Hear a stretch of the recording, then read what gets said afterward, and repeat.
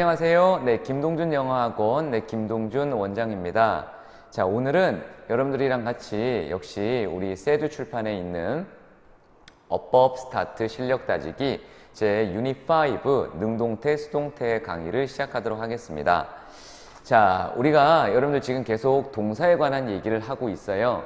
그래서 기본적으로 우리가 동사라고 하는 기본적인 원리에서 특별히 고등학교 때 시험 문제를 푸는 방식에 대한 기본적인 공식을 배우고 있습니다. 그죠?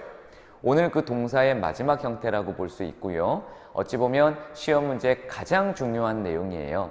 우리가 유닛 1에서 봤던 수의 일치 다음으로 시험 문제에서 가장 많이 물어보는 단원이 바로 능동태와 수동태라고 하는 단원입니다. 그리고 여러분들이 의외로 능동태와 수동태를 단순하게 해석 위주로만 학습을 하다 보면 실제 출제자가 원했던 포인트를 놓치는 경우가 생깁니다.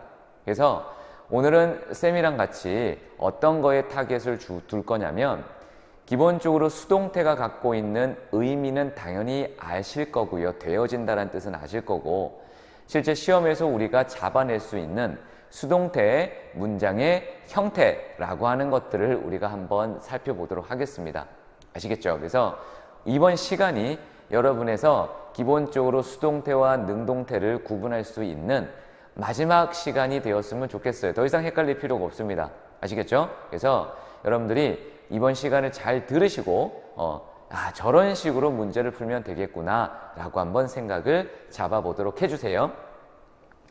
자, 우리가 주어와 동사가 능동이다 라고 하는 개념이 있고요. 주어랑 동사가 수동이다 라고 하는 개념이 있어요. 자, 이게 무슨 얘기인지를 한번 정리를 한번 해드리도록 하겠습니다. 자, 주어랑 동사의 관계를 따지는 게 일단은 기본적인 태에 대한 내용이에요. 태. 아시겠죠? 능동태, 수동태 이런 태를 얘기하는 거예요. 근데 기본적으로 우리가 일형식 동사와 이형식 동사라고 하는 아이를 이미 자동사 파트에서 배웠고요. 주어랑 동사의 관계에서 3형식 동사부터 5형식 동사라고 하는 이 파트를 여러분들 역시 일본적으로 배웠습니다. 자, 두 가지의 동사의 가장 큰 차이점이 여러분들 뭐지요?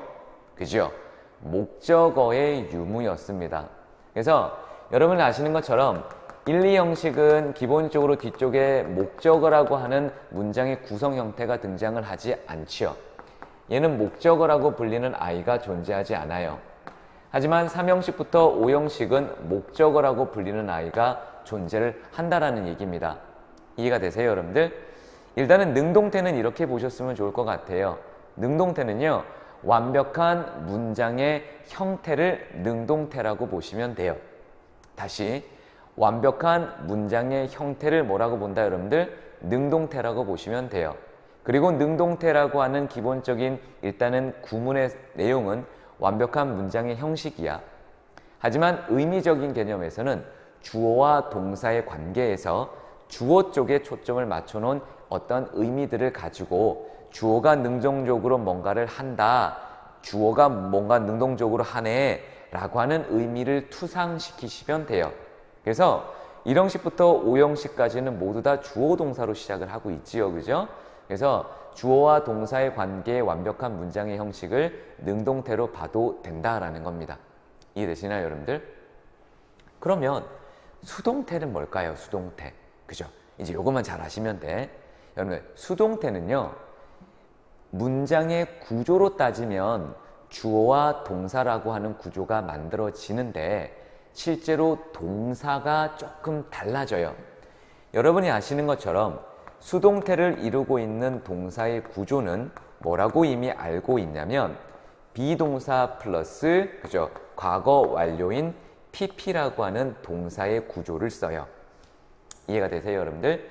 일단은 수동태의 동사 구조는 1형식, 5형식 이런 개념이 아니라 b 플러스 pp라고 하는 동사의 하나의 구조, 동사구를 가지고 있다는 얘기예요. 그러면 동사니까 당연히 앞쪽에 주어라고 하는 아이가 이렇게 나와야 되잖아요. 그죠? 나와야 돼요. 그러면 수동태라고 하는 아이는 여러분들 뭐냐면 여기에 나와 있는 이 주어는요. 원래 문장 구조, 여기서 말하는 원래 문장 구조는 1형식부터 5형식까지 중에서 우리가 얘기했던 그 주어를 얘기하는 거야. 그 주어가 아니에요. 뭐라고요? 우리가 얘기했던 1형식부터 5형식까지 해당되는 그 주어가 아니에요. 수동태는요, 일정 부분에서 3형식부터 5형식까지 해서 목적어라고 하는 아이가 강조된 일종의 강조 구문이다라는 게 쌤이 니들한테 전달하고 싶은, 니들 하면 안 되죠, 그죠? 여러분들한테 전달하고 싶은 내용입니다. 오케이?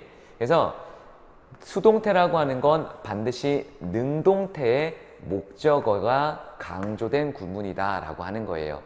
여기까지 이해됩니까, 여러분들? 자, 그래서 고등학교 때 시험 문제가 하나가 있어요. 뭐냐면 우리가 동사 종류 중에서 1형식과 2형식은 자동사 계열이라고 불러요. 자동사 계열은 아까 언급하다시피 뭐가 존재하지 않는다, 여러분들? 목적어가 존재하지 않기 때문에 목적어를 강조한 형태인 수동태도 역시 자동사 계열에서는 만들어지지 않습니다. 아시겠죠? 그걸 꼭 기억하셔야 됩니다. 그래서 기본적으로 1, 2형식은 절대로 뭐로는 나타내지 말자라는 게 목적이라고 여러분들 B 플러스 PP라는 개념으로 나타낼 수 없다라고 반드시 머릿속에 집어넣어 주세요. 여기까지는 되겠다, 그죠? 네, 두 번째 갑니다, 여러분들.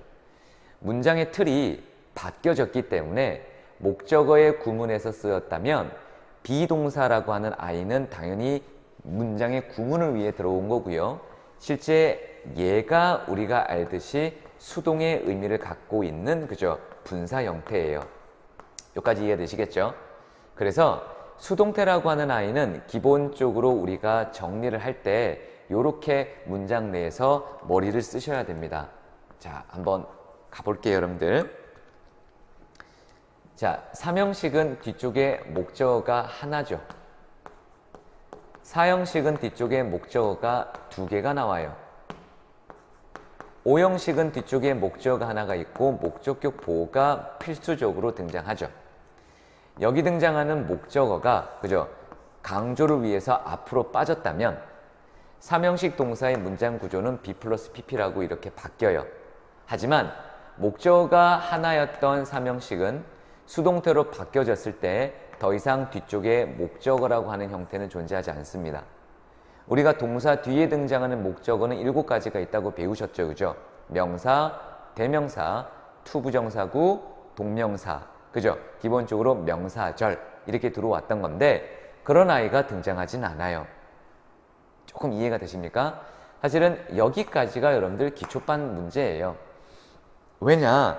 4형식은 목적어가 2개이기 때문에 간접 목적어가 앞으로 나가더라도 기본적으로 B 플러스 PP라고 하는 수동태가 등장하더라도 간접 목적어만 앞으로 튀어나갔기 때문에 직접 목적어가 그대로 남아있을 수 있다는 거야. 5형식 같은 경우는 목적격 보호 자리에 명사가 등장하는 경우, 형용사가 등장하는 경우가 있죠. 그 투부정사가 등장하는 경우도 있어요. 그죠? 그런 경우에서 보더라도 목적어만을 옮겼기 때문에 목적격 보호는 수동태로 치환이 되더라도 그대로 뒤쪽에 남아있다라는 얘기예요. 그래서 오늘 쌤이랑 일단은 니들하고 정리를 하기 위해서는 기본적으로 일단은 이 문장의 구조에 대한 아이디어부터 머릿속에 짚고 가셔야 문제를 풀 수 있다는 겁니다. 아시겠죠? 그래서 기본적으로 여기에 등장했던 요 내용 우리가 그죠? 기본적으로 수동태를 처음 배우면 그냥 우리 아이들이 우리 친구들이 어떻게 하냐면 BPP, BPP by, BPP by 이렇게만 외워요. 실제로 그렇게 되어지는 게 맞지만 우리가 문제를 풀 때 있어서 그렇게 푸는 경우는 많이 없어요, 여러분들. 그래서 실제 고등학교 때 문제풀이라고 하는 것들을 이런 식으로 한번 정리를 해보자라는 거였고요. 갑니다. 자, 단순한 수동태의 태는 그냥 기본적으로 BPP예요. 그렇겠죠? 그래서 수동태에 여러분들 뭐도 있냐면 진행형도 있어요. 그래서 기본적으로 B 플러스 ING는 우리가 알고 있는 진행 형태지만 일단은 수동태는 PP가 들어오셔야 돼요. 그죠? 그리고 진행형이 들어왔다는 얘기는 기본적으로 ING가 들어왔다는 얘기고요. 얘와 얘는 다 분사 형태이기 때문에 동사가 없지요? 그래서 동사가 없을 때 쓰는 동사가 바로 비동사. 그래서 비빙 PP가 들어오고요. have 플러스 PP라고 하는 아이도 역시 완료 형태지만 완료 형태의 수동태도 존재합니다. 일단은 얘가 PP라고 하는 수동태. 그리고 얘가 BPP라고 하는 완료야. 그래서 PP라고 하는 I는 기본적으로 두 가지가 있죠. 하나는 패시브에 해당되는 그죠 P, 수동의 의미를 갖고 있는 과거 완료가 있고, 또 하나는 그죠 시제에 해당되는 I가 있죠. 그죠? 시제에 해당되는 I가 있습니다. 그래서 have PP와 have been PP의 차이점을 기억하시면 좋을 것 같습니다. 아시겠죠? 네. 자, 주어와 동사의 능동, 수동을 관계해서 동사의 태를 결정하시면 됩니다. 아시겠죠? 완벽한 형태의 문장을 가지고 있다면 걔는 능동태로 쓰시면 되고요. 이해되시죠? 1형식부터 5형식까지. 근데 1, 2형식을 제외하고요. 그리고 3형식을 적어야 됨에도 불구하고 목적어가 없다면 걔는 태가 틀어진 거잖아. 그러면 걔는 수동태인 거고요. 분명히 4형식 동사인데 뒤에 문장의 문장 구조를 보면 간접 목적어, 직접 목적어만 나와야 되는데 목적어 딸랑 하나밖에 없네? 그러면 걔는 수동태가 됐다라는 얘기야. 이해가 가? 자, 5형식이라면 주어, 동사, 목적어, 목적격 보호가 나와야 하겠는데 뒤에 딸랑 보니까는 뭐만 보여요, 여러분들? 목적격 보호만 딱 남아있네? 그죠? 단어가 딸랑 하나만 있네? 그러면 걔는 동사가 수동태로 쓰였다는 얘기야. 오케이. 그래서 그런 개념을 우리가 머릿속에 집어넣어 주시고요. 자동사는 목적어가 없기 때문에 수동태가 없다라는 얘기고, 우리가 이제 요거는 여러분들 뭐 적어 볼까요, 그냥? 네. 우리 뭐 이미 알고 있을 친구들도 있기 때문에, 자, 우리가 요걸 한번 구분해 볼까요, 여러분들?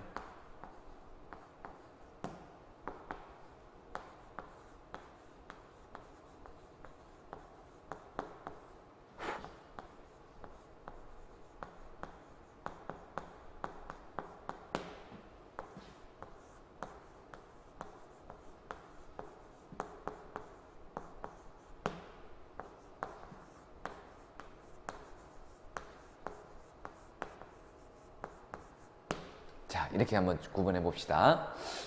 자, 우리가 시험 영어에서 비슷하게 생겨 있는 아이들을 그죠? 전달하기 위해서 흔히 자주 시험 문제 출제되는 저 4가지 세트 메뉴입니다.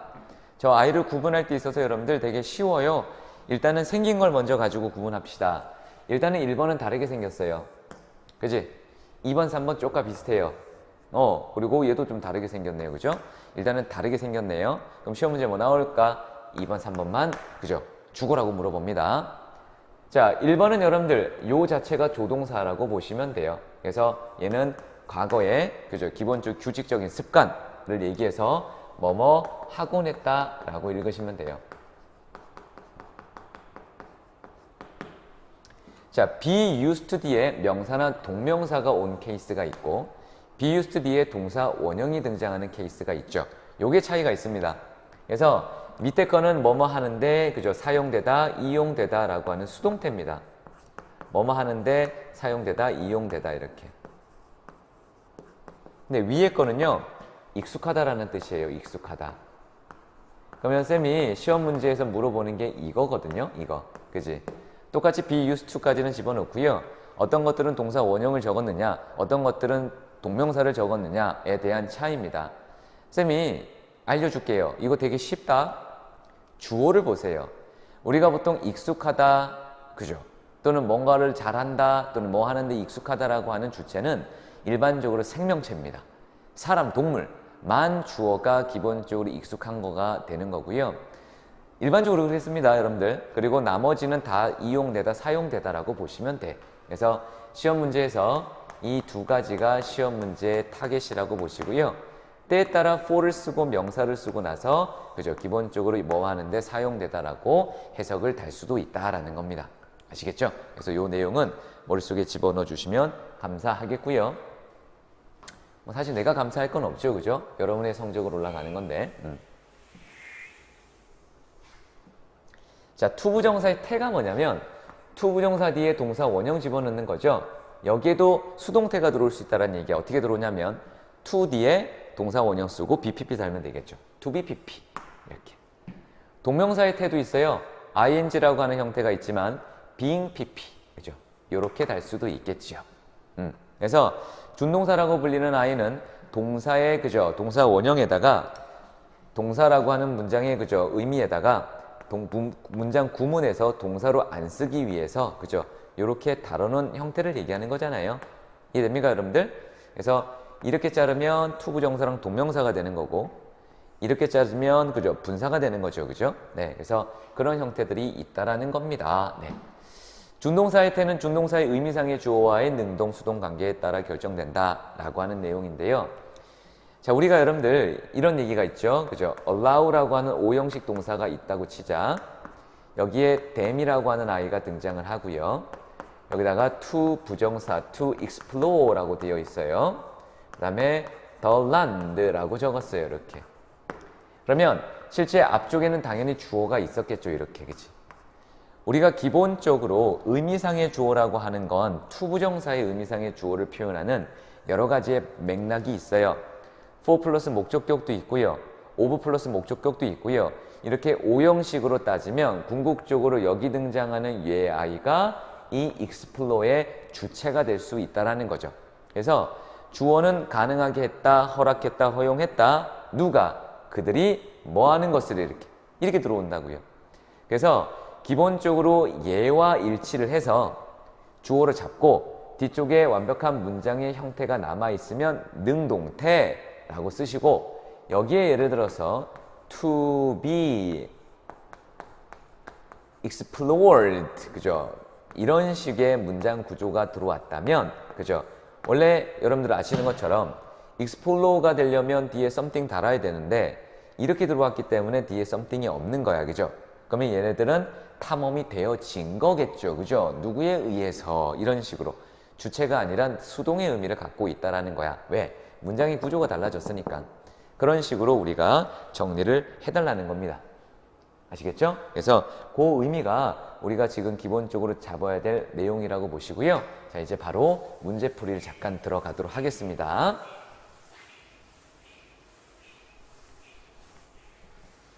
자, 보실까요, 여러분들?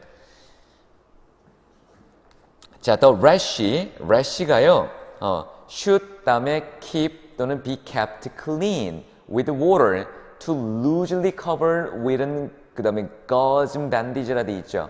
rash 같은 경우는 뭐 뾰루지 뭐 이런 겁니다, 여러분들.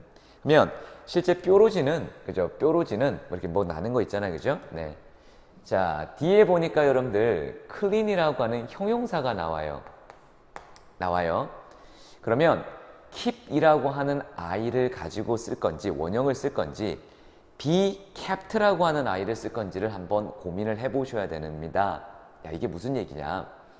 우리가 keep이라고 하는 아이는 기본적으로 그죠? 기본 형태가 뭐냐면 뭐 3형식도 있고요, 5형식도 있어요. 물론 2형식도 있습니다, 여러분들. 하지만 우리가 기본적으로 주어라고 하는 아이를 놓고 봤을 때 keep이 5형식 문장의 구조라고 한다면 그죠? 형용사가 나오기 전에 여기 5형식 뒤에 목적어의 형태가 나와야 돼. 근데 지금 목적어 없이 형용사가 바로 등장했다는 얘기는 목적어에 있던 아이가 앞쪽으로 넘어갔다라는 얘기예요, 지금. 이해돼요? 그래서 이 아이는 능동태 아니라 수동태로 써야 단어의 빈자리가 확인이 되는 거예요, 이렇게. 알겠어요? 그리고 의미적인 개념으로 우리가 접근해 본다면 당연히 뾰루지가 뭔가를 깨끗하게 했다? 이게 아니고요. 그죠? 뾰루지가 깨끗하게 유지가 된다라는 의미로 썼다라고 보시면 돼요. 아시겠죠? 네. 그럼 당연히 여러분들 여기도 똑같아요. 얘도 여러분들 그죠? PP예요. 덮었어? 덮었으면 뒤에 something을 덮어야 되는데 우리가 지금 가지고 있는 문장 구조로 본다면 뒤에 수식어구인 전명구가 왔잖아. 전명구는 문장 구문에서 아무것도 아니란 말이야. 그치? 그럼 얘는 뒤에 목적어가 없죠. 뭘 덮었는지가 안 나왔으니까 얘는 덮어진 거겠지. 그렇게 의도를 잡으셔도 될 것 같아요. 자, if가 있고요, 여러분들. 그 다음에 주절이 나왔겠죠? 그죠? You can be sure 이라고 되어 있네요. 그죠? That your money is using 이라면 뒤에 something 나와야 돼. 근데 뒤에 보니까 지금 뭐로 돼 있냐면 그죠? to help 뭐 하기 위해서라고는 to 부정사의 부사적인 용법이 들어와 있네요. 그죠? 그러면 to 부정사의 부사적인 용법은 아무것도 아니란 얘기야, 구문에서. 그럼 문장이 끝났다는 얘기네요. 그죠? 그러면 be using은 뒤에 능동태를 쓰려면 그죠? something 달아야 됩니다. 뭘 사용했는지. 그럼 당연히 얘는 being used가 되었겠죠. 의미적인 개념에서도 돈이 뭔가를 쓴 게 아니라 돈이 사용이 되어진다. 이렇게 의미를 잡으시면 좋을 것 같아요. 3번 봅시다. No skeletons, precious jewelry or gold까지 되어 있어요. 갑니다. have found는 그죠? 기본적으로 find의 found 형태가 들어온 거야. pp가 들어온 거고요. have been found는 수동태가 들어온 거죠. 그럼 질문합시다. have found는 시제가 붙어 있는 거지만 태는 변하지 않았어요. 현재 완료의 태가 변했다면 have found는 능동태고 수동태는 have been found여야 돼요. 그죠? 그러면 found라면 적어도 뒤쪽에 뭔가가 나와야 돼요. 우리는 지금 뒤에 뭐가 나왔냐면 애석하겠지만 전명구가 나왔죠. 전명구는 아무것도 아니거든요. 구문에서 보면 의미만 있을 뿐이야. 그럼 얘들은 당연히 뭐로 썼어야 된다는 얘기야. 능동태로 적었다면 뒤쪽에 목적어가 없지요. 그죠? 그러면 얘는 원래 문장 구조에서 수동태였구나 라고 찍으시라고. 이해돼 무슨 말인지? 그래서 이런 식의 개념을 우리가 조금 생각을 해주시면 되고요. 4번은 0.5초짜리 문제입니다. have는 일형식의 자동사예요. 그러니까 절대로 오답이에요. 이렇게 찍으면 돼요. 읽어보지 않아도 됩니다. 아시겠죠? 5번 같은 경우는 be used to에 대한 시험 문제죠. be used to 시험 문제는 쌤이 아까 얘기했던 2번, 3번 유형에서 to 뒤에 동사 원형이 오느냐 아니면 동명사가 오느냐에 대한 차이를 기억하라 그랬죠. 근데 시험 문제 푸는 방법 뭐라 그랬어? 사람이나 동물이 오면 ing지만 그렇지 않으면 무조건 얘가 정답이에요. 이렇게 찍으면 2초짜리 문제가 되는 거지. 그죠? 이렇게 연결하시면 됩니다. 자, 6번으로 가겠습니다. 자, 6번을 보시면 parrot라고 되어 있어요, 여러분들. 그죠? need to라고 되어 있어요. 자, need to allow라고 써도 돼요. need to be allowed라고 써도 돼요. 그지? 그럼 우리가 볼 건 능동태로 썼느냐, 수동태로 썼느냐에 대한 기본 맥락이야. allow가 능동태가 되려면요, 여러분들 두 가지의 패턴이 있어요.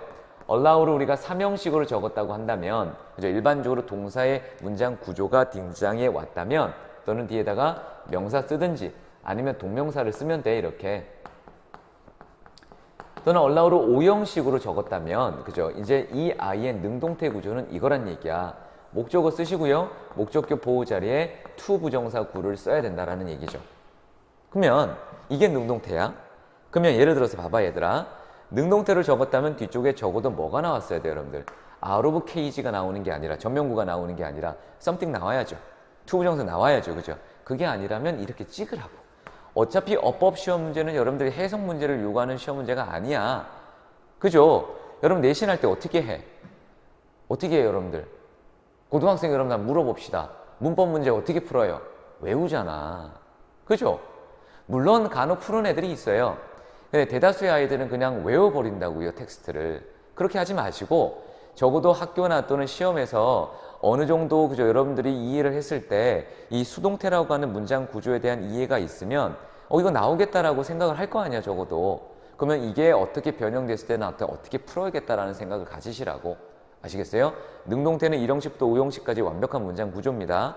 하지만 수동태라고 하는 건 1형식, 2형식은 없고요. 목적어가 없으니까 3형식, 5형식 중에서 나타날 텐데 기본적으로 3형식이라면 뒤쪽에 something 계열의 명사 형태, 명사구, 명사절 형태 목적어가 붙어 있어야 돼. 그게 없다면 동사는 수동태 문장이야. 오케이? 4형식 수동태라 4형식 문장이라면 적어도 뒤쪽에 IO, DO라고 하는 간접, 직접 목적어가 나와야 돼. 근데 뒤를 딱 째려보니까 뭐밖에 없어. 간접 목적어는 없고요. 그죠? 직접 목적어가 있으면 그 동사는 수동태라고. 이해돼? 무슨 말인지? 5형식 동사는 뭐예요, 여러분들? 목적어, 목적격 보호가 나와야 되잖아. 그죠? 그게 능동태라고요. 근데 뒤에 봤더니 목적격 보호, 즉 단어 하나밖에 없어. 그러면 그 동사는 수동태였다는 얘기야.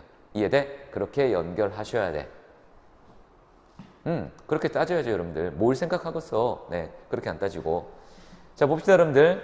자, 이렇게 돼 있네요, 여러분들. 자, by building, by being built 이렇게 들어왔죠? 하나는 능동태고, 하나는 수동태에 대한 문장입니다, 여러분들. 자, 보세요. 자, build라고 하는 아이가 지금 ing가 붙어져 있다는 얘기는 동명사로 쓰였다는 얘기인데, 동명사는 원래 형태가 갖고 있는 문장의 형식이 붙어 있어야 돼. build 3형식이야. 그럼 뭘 찾아? 이게 ing가 되어 있다면 능동태였다면 뒤에 목적어가 있을 거야. 이해돼? 근데 얘가 being built 수동태로 들어왔다면 뒤에 목적어 나오면 안 돼. 목적어가 뭐야, 여러분들? 명사, 명사구, 명사절이잖아. 그지? 뒤에 봤더니 명사 있네요. 그러면 무조건 찍어야지. 뭘 생각해? 이해돼? 그래서 그런 식으로 여러분들이 문장을 정리를 해줘야 돼. 이해됩니까? 무슨 말인지? 그래서 이런 식의 문장 구조가 우리가 앞으로 엄청나게 많이 다룰 형태의 내신 유형이란 얘기야, 여러분들. 혹시라도 지금 중학생 이거 보고 있으면 여러분들 중학생은 이거 보면 안 돼야. 그죠? 뭐부터 봐야 되냐면 기초부터 보셔야죠. 그죠? 모든 내용을 다 하고 올라와야 돼. 고등학교 때 문법을 배우는 게 아니라 중학교 때 문법 다 하고 와야 돼, 얘들아. 김동준 영어학원 유튜브 사이트에 보면 다 올라와 있어. 그거 보셔야 됩니다. 자, 오늘 마지막 정리합시다. 오늘은 능동태랑 수동태 배우셨고요. 고등학교 때 문제를 푸는 방법에 대한 아이디어를 공유했습니다. 어떠셨어요? 이해가 좀 되시나요? 자, 실력 따지기 문제 풀어보시고 자, 복습하시면서 다시 한번 철저하게 여러분들 복습하셔야 됩니다. 공부는 여러분들을 위해서 하는 겁니다. 아시겠죠? 네, 수고 많으셨습니다. 여기까지 할게요.